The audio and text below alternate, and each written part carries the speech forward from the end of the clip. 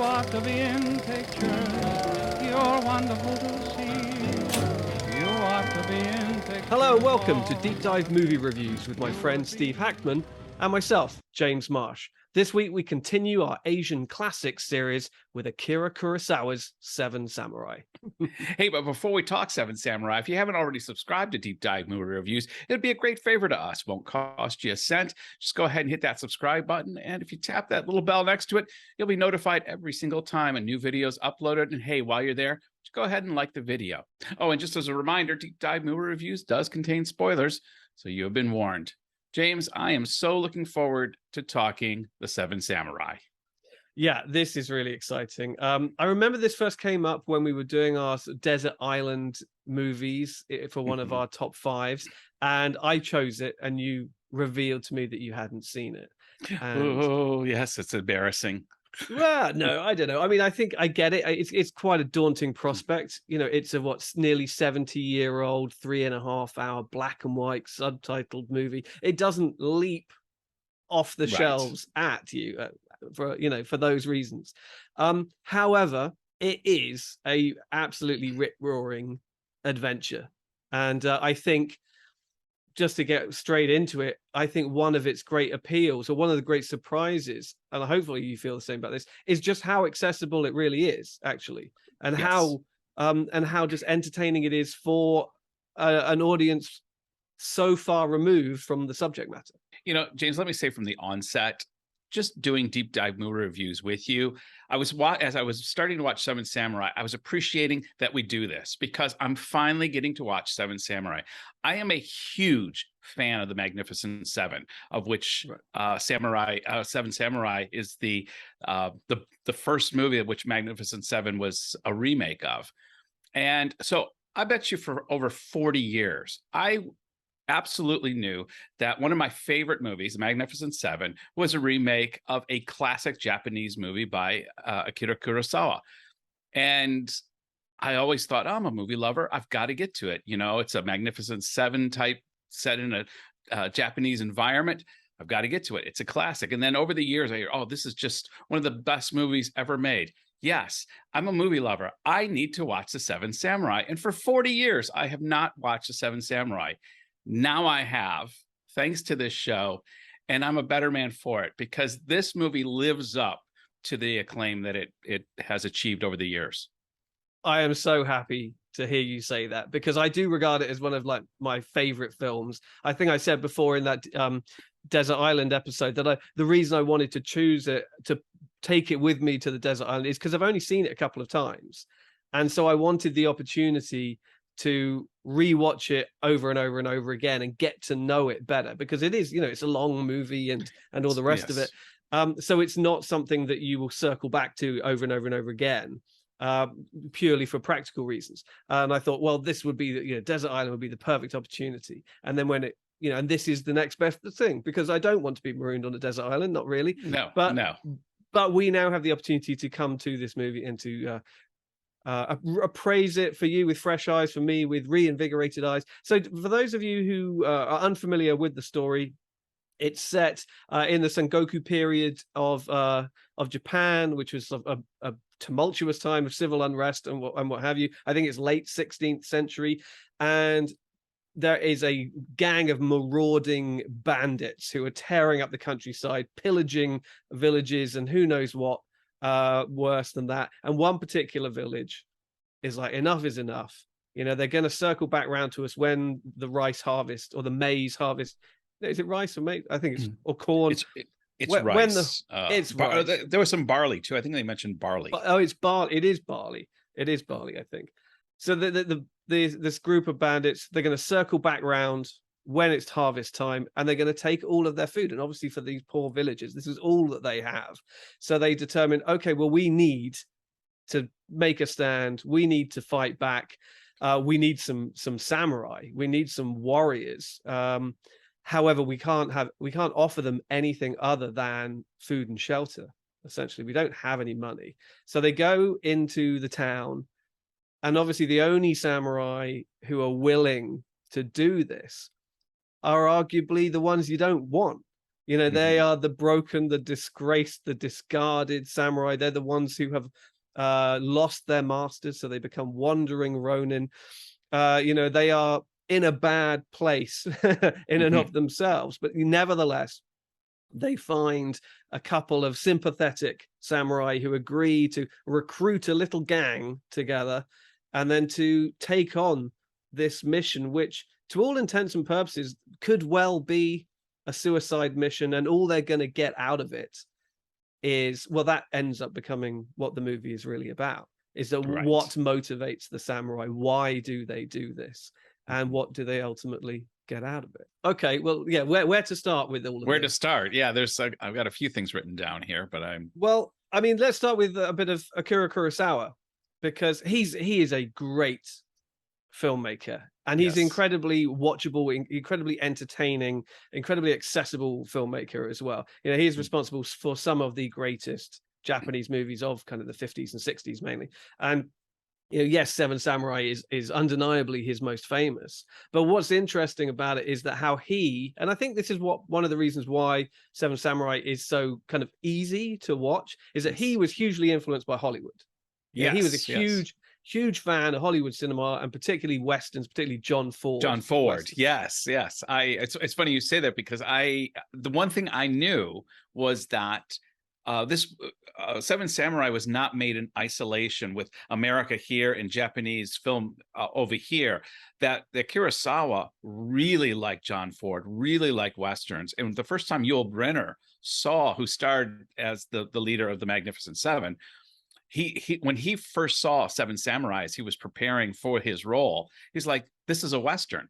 This is a western, you know, yes, it's done in a Japanese environment, 15th or 16th century, as you mentioned, but it has all the elements of a classic western film.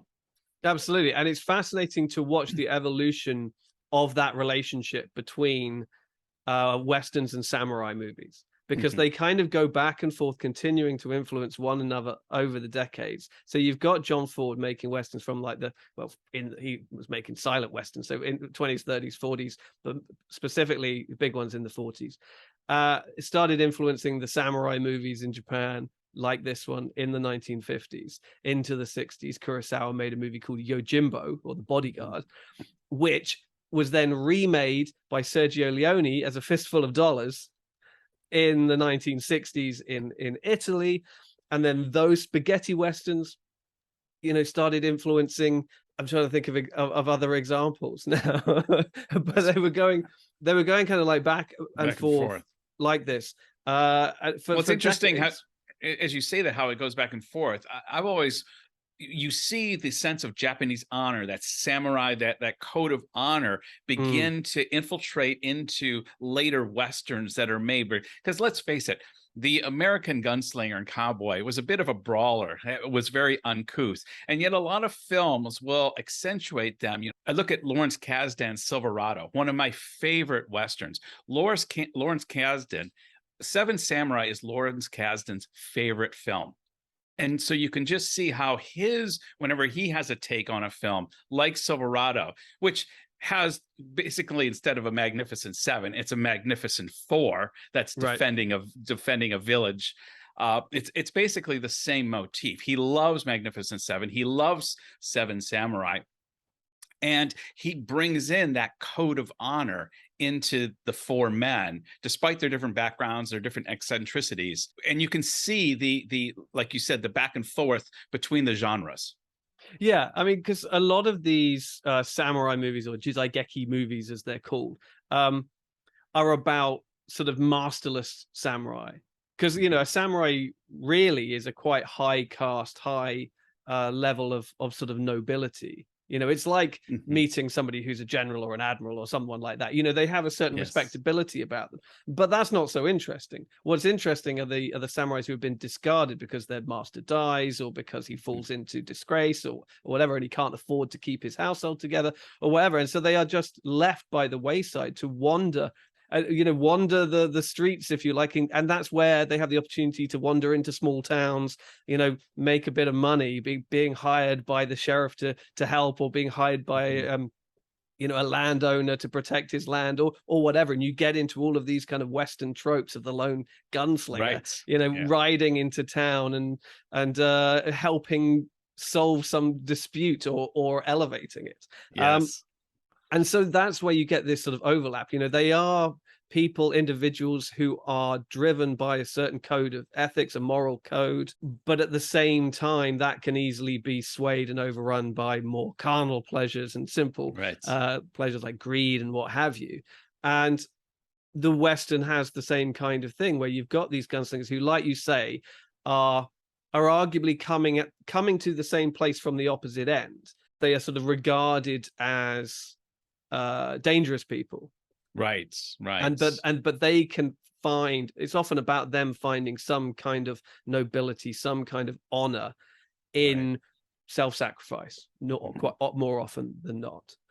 And Kurosawa has a way of weaving into his story the whole element that it's not like the bandits are bad and the samurai are good, but the samurai actually, it made me wonder what if he's taking a pot shot at power structures within Japan. I don't know enough about the system there, but I do know, I can do my math and know that this was made only 9 years after the end of World War II.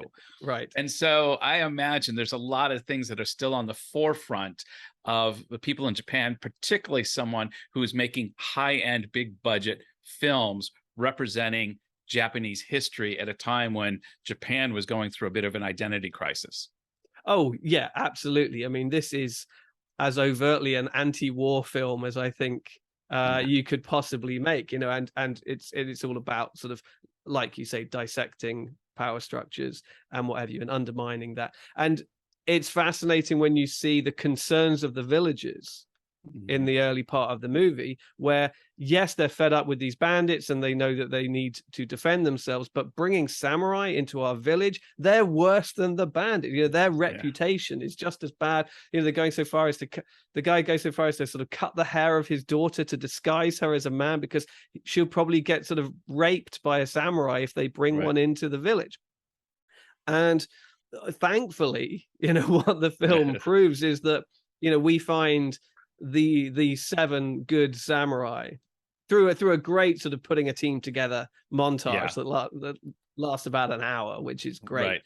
And they realize that for them, this is kind of a last hurrah. It's a last chance at redemption. It's a last chance at doing something for the right reasons, as opposed to just letting the sun set slowly on their lives and on their career. Because for the most part, these are pretty old guys, with the exception of Toshiro Mifune's character, who, as it transpires, isn't even actually a samurai. No, he's like he's the son of landed gentry, really. And I love the scene where they lose the rice and they have nothing to pay the samurai with, and he tosses them the coins, like, but don't tell anybody I'm rich. That moment where yeah, exactly. He's like faking and all of this. Yeah. He's slumming it to prove himself. But when push comes to shove, okay, but the character, this is probably a good point for that I'd like to make now, is it would have been easy for me to. Well, you mentioned the accessibility. It would have been easy for me as a foreigner watching a Japanese movie to paint all the samurai kind of as very generic, and yet Kurosawa, just like they do in the Magnificent Seven, they are 7 very distinct individuals. And it made it easy for me, watching a subtitled Japanese movie, to really distinguish between the different characters, because they are so well drawn, so nuanced, and so developed. Yeah, no, I think it is one of the real strengths of the movie, is how strong and how archetypal kind of the characters are. It's almost sort of the template for that kind of put a team together kind of movie, where absolutely they are all sort of representing one distinct kind of personality, one distinct kind of man, kind of hero. Is it Takashi Shimura is the main lead, the Takashi leader? Shimura, and he just exudes a center of gravity. We always use the word gravitas. Is that a man with gravitas? It's like, I would go follow this guy. Like, sign me up, because however you're doing life, that's the way I want to do it too.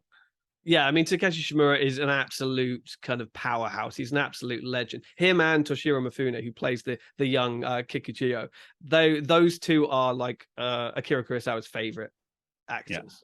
And they do a ton of movies together, especially Mifune, but Shimura as well. And they come and in a number of movies they star opposite one another, as because they are such different personalities. You know, they're kind of the polar opposite of one another, that they end up complementing each other so much in this film and in others. It's interesting that just before we hit play, you talked about Godzilla, the original Godzilla. Yes, yeah. Because Takeshi Shimura is arguably the lead in Godzilla, as well. He's the aging scientist. Of course. Yes. Now that you say that, okay, that makes sense. The reason I was thinking of Godzilla is, if I'm honest, some of the soundtrack in Seven Samurai reminded me of the kind of genre of music you will hear in a Japanese monster movie from the 1950s. There was times if I'd close my eyes when they were doing a montage scene, the music that's playing, because I'm also was very well versed in Japanese monster movies back in my early childhood. Brilliant. I could close my eyes and I could just picture the different monsters moving around the island, you know, and that with that mid 50s drum beat going on. And so I heard the similarities there. Oh yeah, I mean, the music is such a big part of this movie as well. It's got really strong, really distinct themes. Sort of theme tune in there. It has got, you know, this propulsive drum beat throughout it that just keeps sort of the action going. But especially when you've got such a long film, you need to keep the audience interested. And I think that it seems almost bizarre to say with a film that's 3.5 hours long, but there's such an economy in this movie. You don't really feel that there's any kind of excess to it, that there, you know, it doesn't really feel baggy. It's like every scene in there is serving a very sort of distinct purpose, building towards this epic battle at the end. I couldn't agree more. I mean, how often do we complain about bloated films that need to have 15 to 30 minutes shaved off of it?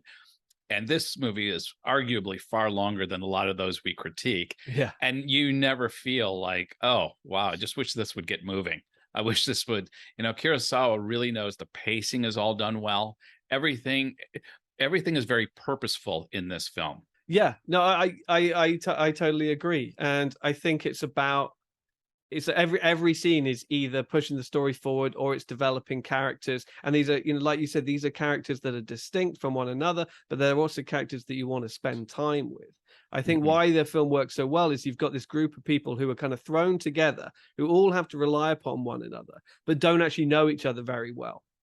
So much of the film is taken up with them getting to know finding one another, recruiting one another, getting to know one another, and then also playing this very sort of careful diplomatic game with the villagers as well, where they have to win over their trust and make sure that, and then train them all up. The training montages, getting them, getting them to all use the spears and what have you, and then obviously it builds to, you know, the reappearance of the bandits, and then picking them apart, so picking them off one by one, and then building to that epic battle. It's just it's so lean and purposeful for a movie that is that long, and it just moves at such a clip. It was, I don't know about you, but it just sort of shoots by for me. No, absolutely. I couldn't agree more. I will say the one thing that I thought, I think this movie is possibly better. I'm not going to compare it to The Magnificent Seven. Even Kurosawa said, I love The Magnificent Seven, but don't compare the two movies. You know, he enjoys both of them. But the one thing I will say that I thought Magnificent Seven did that I found missing in Seven Samurai is a distinctive leader of the bad guys. Magnificent Seven had Eli Wallach. Yes. And just having that Yul Brynner, Eli Wallach kind of little battle going on mentally as well as physically added something to the Magnificent Seven, whereas the bandits in Seven Samurai are pretty generic. The samurai are not generic, but the bandits are generic in this film. It's a very valid point. Yeah, I mean, Eli Wallach as the head of the bandits really, you know, makes the part his own. He's given a lot more screen time, and you get a lot more time to develop him as a character. The bandits remain fairly anonymous throughout. And the leader, you only really know who he is because of his helmet. You know, he has that helmet with the kind of crescent on it, and you're like, oh, there he is. Okay. If he took that off, he'd be difficult to find in the pack of bandits. And yeah, it's definitely a point there as well.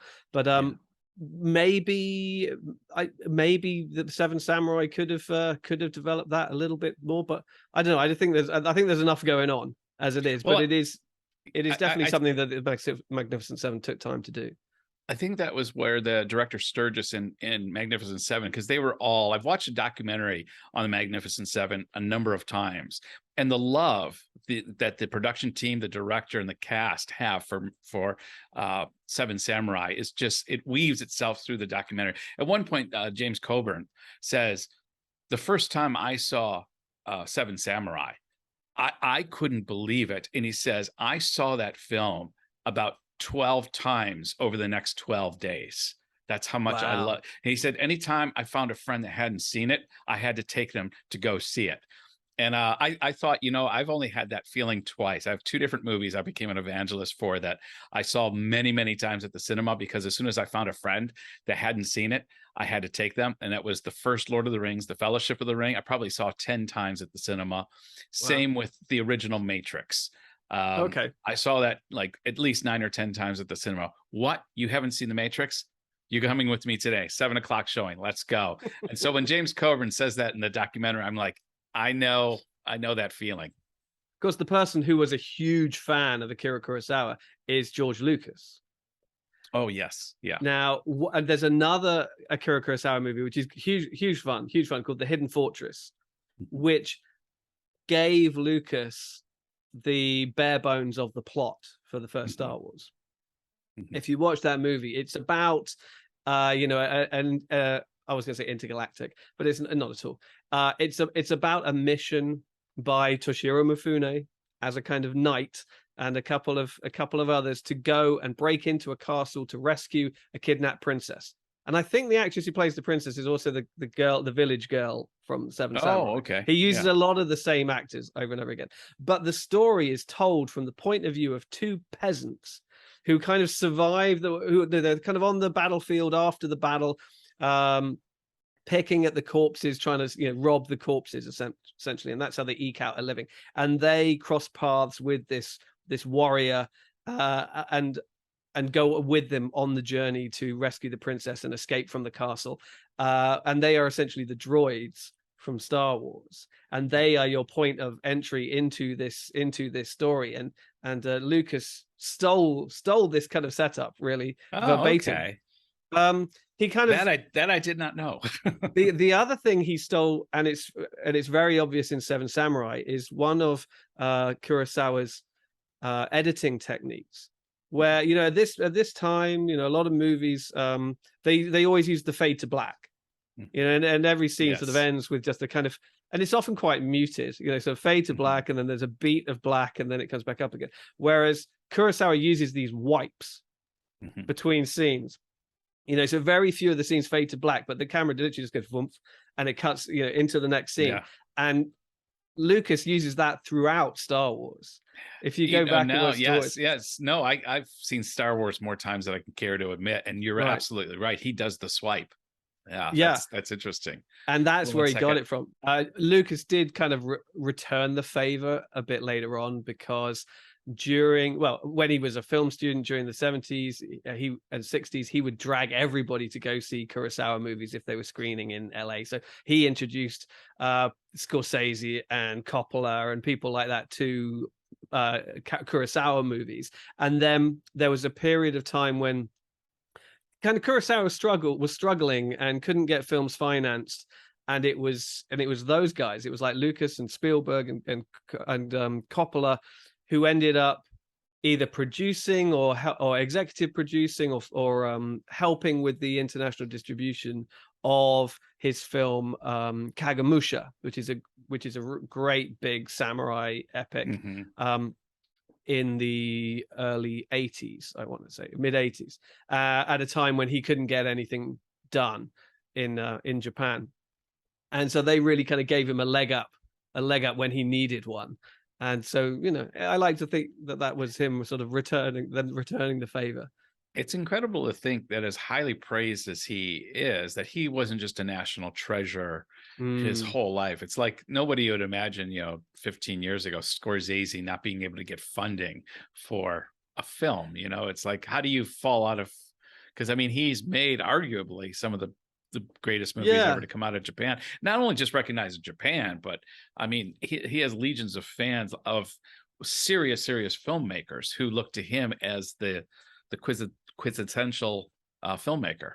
Yeah, no, it is interesting, and I don't want to overgeneralize slightly, but my understanding was that, and it's happened with a few filmmakers in Japan and possibly other art forms as well, is that when he became recognized in the West and he was being celebrated in the West, there was kind of a bit of a sort of a change of opinion about him in Japan. They were like, well, he's not really quintessentially Japanese anymore if they can understand him. Okay. He's not really making sort of quintessentially Japanese films anymore. He must be somehow pandering to a Western audience if they can understand his movies. And so there was kind of a little bit of that, and you've seen it with some other people as well. But yeah, no, he like anybody, he had box office hits, but then he had box office failures. He had some personal trouble as well. I think he tried to commit suicide at one time as well, later on in life. And there was definitely a period where he couldn't get any of his films made yet. He went to Russia and made a movie called Dersu Azula, which is fascinating. It's almost like a kind of samurai movie, but in Russia. It's about this guy who lives out in the wilderness. And I think it was like the Soviet Union's Oscar entry that year. Okay. And so his life is just as fascinating as his movies.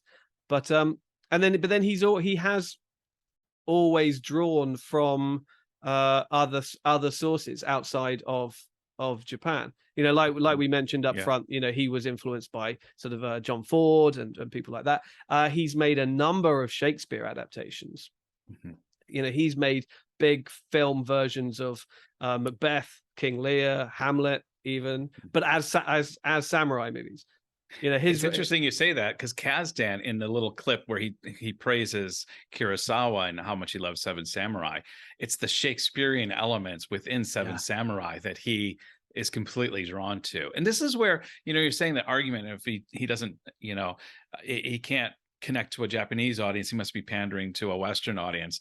I mean, I've only seen Seven Samurai now, and I'm looking forward, now that we have the Asia Classic series, to over the next months and years to see them all. But this is why Shakespeare has always just transcended just the English language and gone worldwide, is because these are fundamental tropes of human existence. This is humanity laid open. I mean, you can't help but watch Seven Samurai, and this is humanity. Because here's the thing is, I thought this while I was watching Seven Samurai, was you said when we were interviewing, when we were reviewing Prey, about the Predator, the new Predator movie, you said, hey, just drop a Predator in any time, timeline, time sphere, any place in the world, and then you've got a movie right there. And I'm thinking that's the same thing with Seven Samurai, is you can do that whole story in 16th century Japan, or 19th century US-Mexican border, or if in 1980, there's a version of it, Battle Beyond the Stars, where Robert Vaughn plays his same character, and you've got basically the same story in outer space. You can do Magnificent Seven in any kind of cultural background, because it is universally human. The other big one, Pixar have done it. Bug's Life. A Bug's Life is Seven Samurai, as well. No, it's one of these great sort of universal stories, and I think that is why international audiences can respond. But that's not to say that I don't want to say that Kurosawa only made these kind of movies, because he made a lot of contemporary set movies as well. In fact, his version of Hamlet is set in the world of business in the 1960s in Japan. He made a version of the Dostoevsky, is it Dostoevsky book, the Idiot? He did an Oh, adaptation of yes. that. Yes. Yeah. One of his greatest contemporary set movies is called High and Low, which is where a businessman, Toshiro Mifune again, his son gets kidnapped and held to ransom, but they actually kind of screw it up and they kidnap the son of his chauffeur instead of his son. And that's adapted from an Ed McBain novel, kind of pulp fiction, right? So there's all of these different influences in his work, and I think it only elevates it. Yeah. It just makes it so much more accessible. Let me throw out a little metaphor I thought while I was watching Seven Samurai and see if I'm stretching this way too far, given the news of the day. But when they have the first initial victory over the bandits, and they've kind of did a little where they let the guys in a little bit, and then they ambush them, and they get out their banner, and the Seven Samurai are wishing them well done, and you guys did it. You guys did it. I was thinking, oh my gosh, the bandits are Russia, the villagers are Ukraine, and the Seven Samurai are NATO. It's like we've hired NATO is helping direct us. They're teaching us how to use these modern weapons. They're giving us all the intel and strategy. Yes, we're having to do the fighting on the ground, but we wouldn't have been able to do it without this. And then you got anyhow, that was my metaphor for the day. Or my analogy. Yeah, I can see that. I mean, what I love also just is the ending. Because the ending really reminded me, even though this came first, the ending really reminded me of the ending of The Searchers. The very end where you follow John Wayne through this sort of years long mission to find this girl and bring her back, and the moment he does, he's completely forgotten about. Yeah. And you get the same impression with the samurai at the end. They have done what they have done, and they've done it for all kinds of different reasons. But the second that the bandits are vanquished, all the attention is off them and is on and the villagers are just celebrating amongst themselves, and they're like, we're great now. We're safe now. We're going to continue on with our lives. And the samurais, those of whom are left, because they don't all make it, are just kind of sidelined, and they're like, you know what, we're the real losers here. Yeah. And as he's saying it, there's that great pan shot where you have 4 mounds with the dead samurai swords in there, and then the 3 living ones out in front, and you get this shot of the 7, 4 buried, 3 alive. And you're right, it's a powerful ending. And the guy does not get the girl. No, he does not. But I like it. It's a kind of a more grounded, it's more realistic ending. There is no sort of celebration of violence or anything like that. No. This is it just comes crashing back down to earth, and you realize the price that has been paid for all of this, and that those responsible for the violence are not the ones who should be congratulated. It's purely the survival, their survival that is to be celebrated, not those who who committed these violent acts, even the ones in their name. No, you're absolutely right. I was going to say, in addition to Takashi Shimura, the other samurai that I really liked was played by Seiji Miyaguchi. I'm going to butcher that name, but the very skilled swordsman who gets shot at the end, but he's the one who goes in and steals the musket, and when he comes back, he just, okay, now I need to take a nap. I need to sleep now. I need to rest now. And that guy's face is just, I love that character, because again, this is another one of these archetype characters of the one who's immensely skilled, probably the best fighter of the 7, but doesn't speak much, doesn't gloat, just stay out of my way and let me do and when the disciple just goes up and he just starts smiling at him, going, I want to be you. Yeah. Can I just follow you around everywhere? I love it, because the first time you see him, where he's like being challenged to a duel, and he's like, no, let's not do this. And they're doing it with wooden sticks, and he's like, I was a draw, and he's like, it wasn't a draw. you lost. Yeah. It wasn't a joy. And he was like, no, let's do it for real then. He was like, no, don't do this. Yeah. You don't need Yeah. it. And he's like, told you so. And it's the James Coburn scene from Magnificent Seven. It's the exact same scene. And that was, for me, as someone who is very familiar with Magnificent Seven, again, one of my favorite movies. I've seen no less than a dozen times in my life. And that's probably a conservative number. Watching some scenes that I know so well played out in a different way with Japanese actors, that one specifically was just done so well. I just enjoyed watching this movie so much. That's so cool. I'm so happy you did. I mean, and I could sort of sit here all day, I think, and go, oh, and there was that scene. Oh, and there was that scene. And I think that, the great introduction, I think, of Takashi Shimura's character is where the first thing you see him do is cut off his top knot.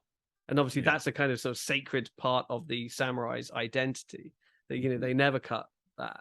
They never cut the hair. But he does it purely to pretend to be a monk for 1 minute, just to rescue the child that's been dragged into the barn by the thief or whatever he was. And the fact that he's willing to do that because he's going to get paid for it. And that he's willing to risk his life in order to, shame himself by doing this, by shaving his head, and then risk his life, for the benefit of people far lower down the, the society's ladder than he is a brilliant introduction. Because on the one hand, you're like, God, this guy must be desperate, and this guy is also, obviously so honorable to be able to, disgrace himself, if you like, but for the greater good. And there are so many little moments like that. You're just like, oh wow, okay. No, I love that scene. And the comparable scene in the Magnificent Seven, Yul Brynner obviously plays the Takashi Shimura role. And there's this great scene that I remember from when I first saw it as a teenager that has rung with me for years about what it means to be a good guy. Is you have the Mexican villagers there, and they've got a few trinkets, and they're, and Yul Brynner's Chris says, this isn't usually enough to hire gunslingers, and they just say, it's everything we have in the village. And Yul Brynner just says, I've been offered a lot for my services, but never everything. And I just I love that line. Everything we own. Everything of value in the village. I've been offered a lot for my work, but never everything. And that was the moment Chris was going to, or Yul Brynner's character was going to buy in. I've been offered a lot, but no one has ever offered me everything, even though it didn't quite measure up. And then, of course, he begins the process of testing guys. And I mean, I'm not here to compare the two movies, as Kurosawa said we shouldn't, but I love both of these films because they hit the sweet spots for me. That's it. You can see the reflection of one in the other, but without one is sort of eclipsing the other. I think they're both fully capable of standing absolutely independently of one another and being appreciated. Well, that's going to wrap it up for this isn't really a review, James, this is our fanboy loving Asian classics, and we're fawning over Akira Kurosawa's The Seven Samurai. And as you can imagine, finally, after 56 years, I finally watched it, James. Well, and I take so much pleasure in that. It is just one of those absolute classics. Anybody who hasn't seen it, don't be put off by the fact that it is a 3.5 hour black and white Japanese movie set hundreds of years ago. That's all cosmetic. What it is a rip-roaring action adventure with clearly defined characters, about honor, about nobility, about personal sacrifice. It's got some of the most kinetic and inventive action scenes you'll see in any movie. Some people have praised it in the past as like the first great action movie. I don't know about the first, but it is definitely one of the greatest action movies of all time. It's all done obviously with practical stunt performers and what have you. The final climax happening sort of in the torrential rain is just kind of breathlessly exciting. I'm glad you brought that up because I was meaning to, when I was actually watching that final scene, thinking it's brilliant that he decided to shoot this in the rain because it just lends to so much more tactile feeling of that battle scene. I think the ultimate message is at the end of the day, however you dress it up, violence is dirty, you know, and it makes everybody involved dirty. Yes. You know, everybody, whether they survive it or not, it just comes out covered in mud and filth. And, you know, there's been all this talk of strategy and, you know, the right and wrongs of it all. But at the end of the day, it's just, you're all just covered in the stink of it all. So, yeah. You know, the only thing I want now is like when we reviewed or looked at Infernal Affairs, I had never saw that on the big screen until you and I saw it at the Hong Kong International Film Festival. Now on my bucket list is to see this on the big screen. I really want to see this in a cinema with a really big rendition of it. Yeah, I would love to. I was just thinking, I've seen some other Kurosawa movies on the big screen. I don't think I've ever seen Seven Samurai on the big screen. The good thing about Akira Kurosawa's movies is that because they are so popular and because they do endure and they stand up so well, it's not uncommon for there to be retrospectives of his work. They're perpetually being restored. I know that Criterion Collection, whether you collect the Blu-rays or you subscribe to the channel or whatever, have almost, if not all, of his movies, recently restored, available. So that's the great news, is that that's a relatively easy, hopefully, thing to accomplish. And I'll certainly keep my eyes out. And the next time there is some Akira Kurosawa on the big screen, I think we should definitely make the effort and go see it together. Absolutely. Well, that's James and I's thoughts on Akira Kurosawa's the Seven Samurai. We fanboyed over it. What do you think? What are your comments? What did we miss mentioning? What struck you when you've watched the film? We'd love to hear your responses, and feel free to let us know in the comment boxes below. James? That's right. Yeah, I mean, share. I mean, we know that we haven't been able to talk about everything about Seven Samurai because there just is so much. But what are your favorite moments? Which are your favorite Akira Kurosawa movies? What else should we be covering in our Asian classics? We're trying to keep it, don't get too obscure. We want to keep it for the real big heavyweight hitters. So what would you like to see us talk about? And we might just grant your wish. Until next episode. Bye. You're wonderful to see.